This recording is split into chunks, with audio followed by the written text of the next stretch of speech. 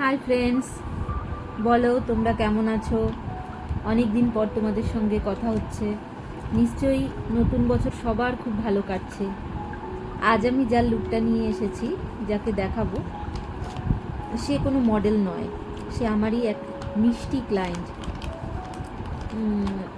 আর ওর যে ফটোগুলো আমি পোস্ট করছি সেগুলো কোনো এডিটিং করা ফটো নয়। তাহলে দেখে ও জানিও কেমন লাগছে ওর লুকটা। Okay bye. নতুন বছর সবার খুব খুব ভালো কাটুক, সবাই খুব ভালো থেকো।